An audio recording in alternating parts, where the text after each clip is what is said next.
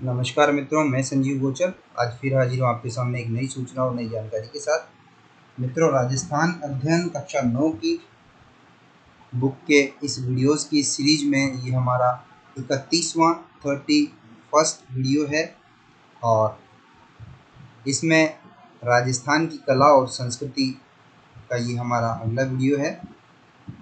इससे पहले अगर आपने चैनल को सब्सक्राइब नहीं किया है तो सब्सक्राइब कर लें और वीडियो अगर पसंद आता है तो लाइक और शेयर करना न भूलें, क्योंकि हम कक्षा 9 से कक्षा 12 तक की चारों राजस्थान अध्ययन की बुक के वीडियोस अपलोड करने वाले हैं, जो आने वाले रीट एग्ज़ाम की दृष्टि से, पटवारी के एग्ज़ाम की दृष्टि से, अन्य सभी आरएस एग्ज़ाम और अन्य फर्स्ट ग्रेड वगैरह सभी एग्ज़ाम की दृष्टि से बहुत उपयोगी है, क्योंकि ये राजस्थान की कला, संस्कृति, ज्योग्राफी, इतिहास आदि को पूरी तरह से अच्छे से कवर करती है। पूरी तरह से तो नहीं, लेकिन बहुत सी ऐसी चीज़ें हैं जो आपको गाइड्स में नहीं मिलेगी, इन्हीं बुक्स में मिलती हैं। तो चलिए शुरू करते हैं। हम देख रहे थे राजस्थान का साहित्य, और राजस्थान का साहित्य राजस्थानी भाषा और उसकी कई बोलियों में लिखा गया। मेवाड़ी, मारवाड़ी, ढूंढाड़ी, हाड़ौती, बागड़ी, मालवी और मेवाती, ये इसकी बोलियां हैं, आप इनको नोट कर लें। राजस्थानी भाषा में जैन शैली, चारण शैली, संत शैली और लोक शैली में साहित्य का सृजन हुआ।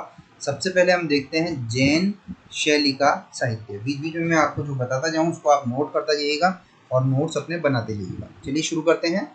तो जैन शैली, जो जैन धर्म में साहित्य लिखा गया वो जैन शैली का साहित्य कहलाया। पहली बात, इसकी विशेषता की करें जैन शैली के साहित्य की, तो इसमें शांत रस की प्रधानता है। हिंसक शब्दों का प्रयोग आपको इसमें नहीं मिलेगा, उग्र शब्दों का प्रयोग, शब्दावली इसमें आपको नहीं मिलेगी। ठीक है, तो शांत रस, वीर रस का प्रयोग नहीं किया गया है, शांत रस का। ठीक है, जैन शैली की विशेषता है। हेमचंद्र सूरी, उन्होंने लिखा देशी नाम माला। हेमचंद्र सूरी, देशी नाम माला। दूसरा लिखा उन्होंने शब्दानुशासन। तो देखिए, जिन लेखकों के पीछे सूरी लगा हुआ है, जिन चंद्र सूरी, हरिचंद्र सूरी, वो मोस्ट प्रोबेबली जैन लेखक या जैन संत ही होंगे। ठीक है, तो देशी नाम माला और शब्दानुशासन ये लिखा हेमचंद्र सूरी ने। उसके बाद ऋषि वर्धन सूरी, इन्होंने लिखा नल दमयंती रास और धर्म समुद्र गणी, इन्होंने लिखा रात्रि भोजन रास। और हेम रत्न सूरी, इन्होंने लिखा गोरा बादलरी चौपाई। ये आप नोट कर लीजिए। ये प्रमुख साहित्य हैं राजस्थान में जैन धर्म से संबंधित, जैन शैली के। अगला है चारण शैली का साहित्य। इसमें जो शैली मिलती है, जो तत्व की प्रधानता मिलती है, वो राजपूतों की वीरता, शौर्य और साहस की जो कहानियां हैं वो इस शैली में लिखी गई। वीर रस और श्रृंगार रस की इसमें प्रधानता रही। शांत रस प्रधान था चारण शैली, वीर रस और श्रृंगार रस प्रधान है चारण शैली। तो इसमें क्या क्या लिखे गए? रास, ख्यात, दूहा। तो जो रचना है उसमें जो उसका कंटेंट है, उसका विषय है, उसकी अभिव्यक्ति है, उसके आधार पे ये प्रकार बताए हैं साहित्य के, लेखन के। रास, ख्यात, दूहा आदि में गद्य और पद्य रचनाएं हुई। देखिए, जो कहानियां, उपन्यास आदि हैं वो गद्य में आते हैं, जो रचनाएं गेय है, जिनको गा कर के पढ़ा जाता है, वो जैसे कविताएं वगैरह, दोहे वगैरह, वो पद्य रचनाएं कहलाती हैं। ठीक है, ये अंतर है गद्य और पद्य में सामान्य दृष्टि से। तो बादर ढाड़ी, इन्होंने लिखा वीर भायन। ये चारण शैली की प्रारंभिक रचना मानी जाती है, वीर भायन, और ये लिखा बादर ढाड़ी ने। नोट करिए इसको। चंदर बरदाई ने पृथ्वीराज रासो और मोहनोत नैन सिंह, जो मारवाड़ के शासक जसवंत सिंह के साथ थे, उसके दरबारी थे, उनके मित्र थे, उन्होंने लिखा नैण सिरि ख्यात, ठीक है। और बांकी दास ने लिखा बांकी दास रिख्यात, दयाल दास ने लिखा दयाल दास रिख्यात, शिवदास गार्डन या गार्डन शिवदास, इन्होंने लिखा अचल दास खींचीरी वचनिका, काफ़ी फेमस है ये। तो इन सब में राजस्थान के इतिहास के बारे में लिखा गया है। दोहा छंद में ढोला मारूरा दोहा, सज्जन रा दोहा, ये प्रसिद्ध रचनाएं हैं। इनके अलावा दुरसा आड़ा का नाम भी विशेष रूप से उल्लेखनीय है राजस्थानी साहित्य में, ठीक है। और वह हिंदू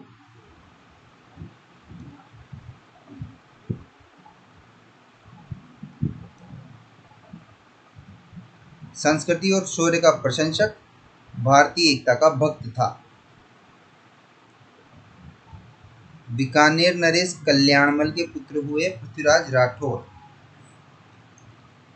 बीकानेर नरेश कल्याणमल के दो पुत्र थे, एक तो राय सिंह, जिसको 1570 में जब अकबर ने दरबार आयोजित किया नागौर में, तो राय सिंह को वहाँ पर ये ले गया था कल्याणमल।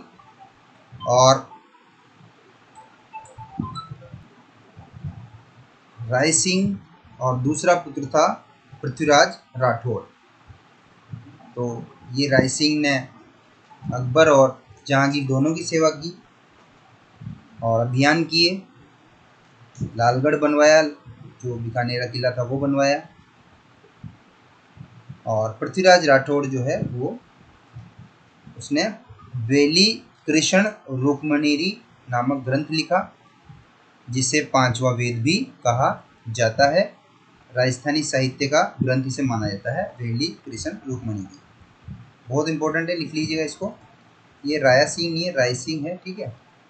इन गुणों की ध्वनि इसके गीतों, छंदों, झुलका तथा दोहा में स्पष्ट सुनाई देती है।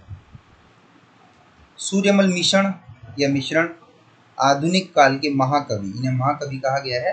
ये बूंदी राज्य के आश्रित कवि थे और इन्होंने वंश भास्कर, वीर सत्सई जैसी उल्लेखनीय रचनाएं की। इस वीर सत्सई में तो इन्होंने 1857 की जो क्रांति थी उसके बारे में लिखा है, ठीक है। और संत साहित्य की बात करें तो राजस्थान के संत साहित्य ने भी जनमानस को बहुत बड़े मतलब लेवल पे प्रभावित किया। संतों ने अपने अनुभवों को भजनों द्वारा नैतिकता, व्यवहारिकता को सरलता से जनमानस में पहुंचाया। इनके द्वारा लिखित साहित्य की सबसे खास बात थी कि ये बड़ी सरल भाषा में थी, इसलिए लोगों तक ये आसानी से पहुंचे, लोगों ने इनमें रुचि ली, इनका अनुसरण किया। मल्लीनाथ जी, जाम्बो जी, जसनाथ जी, दादू की वाणी, मीरा की पदावली, नरसिंह जीरो मायरो, रामचरण जी की वाणी आदि संत साहित्य की अमूल्य धरोहर है। ये सब संत साहित्य में आएगा। सीधा सा है, अगर किसी लोक संत ने लिखा है तो वो संत साहित्य में गिना जाएगा। अगला है लोक साहित्य। तो लोक साहित्य में लोकगीत, लोक गाथाएं, प्रेम गाथाएं, लोक नाट्य, पहेलियाँ, फड़ें, देवनारायण जी की फड़, गोगा जी फड़, ठीक है, कहावतें शामिल हैं। फड़ बहुत प्रसिद्ध है। फड़ चित्रण वस्त्र पर किया जाता है। बड़ी बात यह, चित्र बनाए जाते हैं एक लंबे और चौड़े, मूल रूप से लंबे कपड़े पर।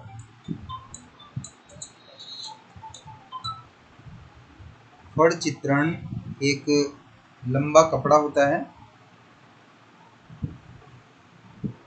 जिसकी लंबाई ज़्यादा होती है चौड़ाई की अपेक्षा। इस तरह से बड़ा एक सूती कपड़ा होता है मोस्ट प्रोबेबली, और इस कपड़े पर जिसकी फड़ लिख रहे हैं, फड़ बेसिकली उस संत के जीवन और महान कार्यों, समाज के प्रति उसने जो अच्छे कार्य किए हैं, चमत्कार किए हैं, उनके चित्र बनाए जाते हैं इसके ऊपर, और उनका फिर गा करके और वर्णन किया जाता है। तो इसे कहते हैं फड़ बाँचना। और ये जो कपड़ा कहलाता है जिस पर चित्रण होता है, जैसे मान लीजिए रामदेव जी गायों के लुटेरों से लड़ते हुए दिखाए गए हैं, गोगा जी सांप से किसी को बचाते हुए दिखाए गए हैं, तो उनका चित्रण इस पर किया जाता है। तो ये जो कहलाती है कपड़ा, ये कहा जाता है फड़, ये कपड़े पर किया जाता है, जिसके और जो कागज पर लिखा जाता है या बनाया जाता है उसे पाना बोला जाता है। पाना, जैसे आपने देखा होगा हम दिवाली में पूजा करते हैं तो लक्ष्मी जी का पाना, उस पर लक्ष्मी जी गणेश जी की फोटो बनी रहती है वो। तो इस प्रकार से चलो मिलते हैं अगले वीडियो में, इस वीडियो को यहीं समाप्त करते हैं। धन्यवाद।